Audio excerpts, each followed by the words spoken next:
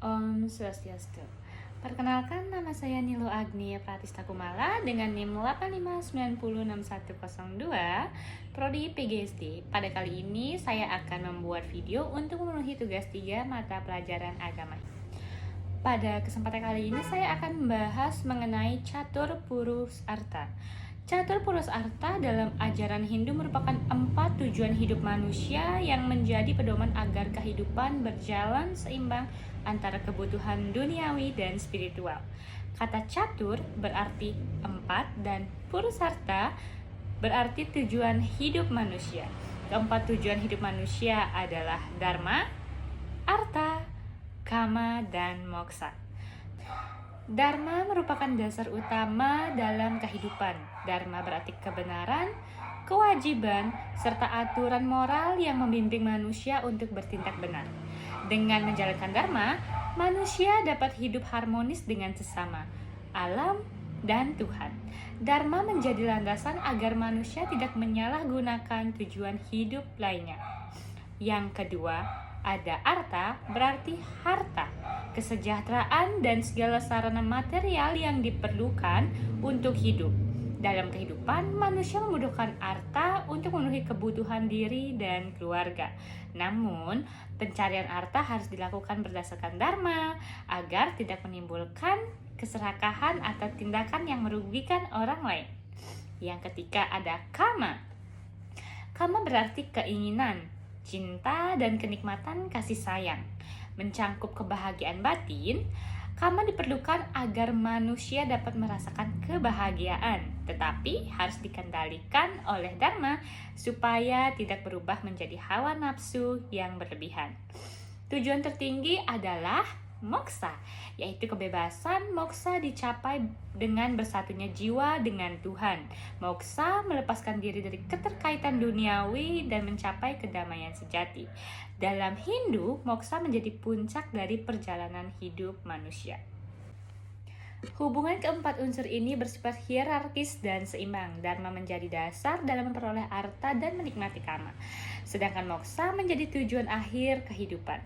Dengan demikian, manusia tidak hanya mengejar kekayaan dan kesenangan, tetapi juga menjaga moralitas dan mengembangkan spiritual.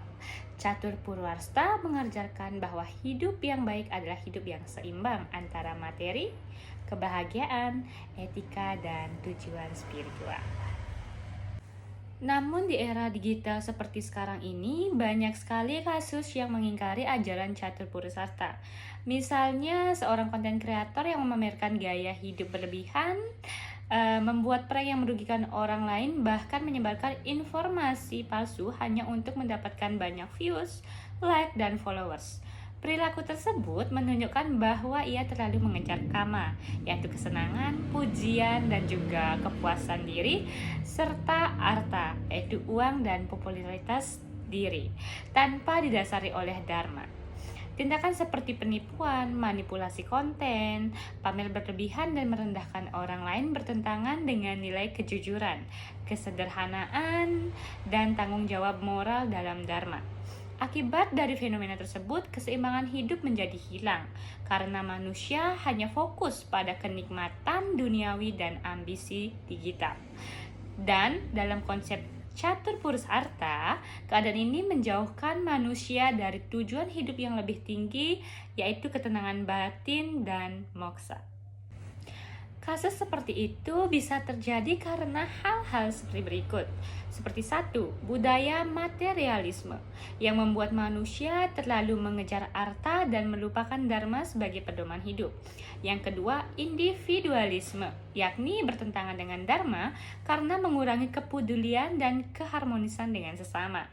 Yang ketiga, distraksi teknologi, membuat manusia berlebihan dalam mengejar kama atau kesenangan sehingga melupakan keseimbangan hidup. Dan yang keempat, ada lemahnya pendidikan karakter. Lemahnya pendidikan karakter menyebabkan kurangnya pemahaman tentang pentingnya dharma dalam mengatur artha dan juga kama.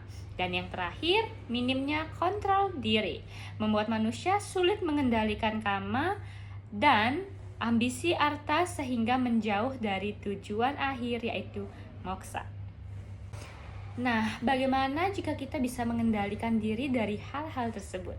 Di era digital seperti sekarang ini, jika kita bisa menerapkan ajaran catur purus arta, maka kehidupan akan menjadi ideal dan seimbang. Contohnya, seperti menggunakan teknologi dan media sosial berdasarkan dharma, yaitu dengan jujur, baik, dan bertanggung jawab. Menggunakan teknologi untuk mencari harta secara halal seperti bekerja, belajar, atau berbisnis tanpa merugikan orang lain. Selain itu, kita juga dapat menikmati karma berupa hiburan, relasi sosial, dan perkembangan digital secara wajar tanpa berlebihan atau kecanduan.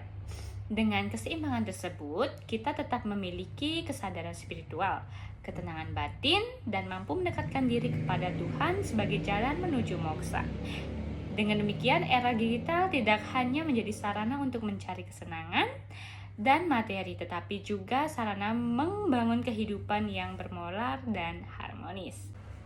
Salah satu landasan normatif yang bisa kita jadikan pedoman dalam menjalankan ajaran Purus Arta di era digital seperti sekarang ini terdapat dalam sloka ini.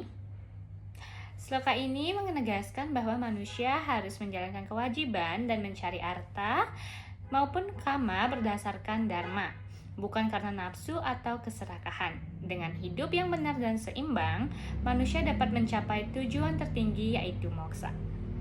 Sekian penjelasan saya mengenai ajaran Catur Purus Arta. Saya Nida Agnieszka Kumala, pamit undur diri. Om Santi Santi Santi Om. Dadah.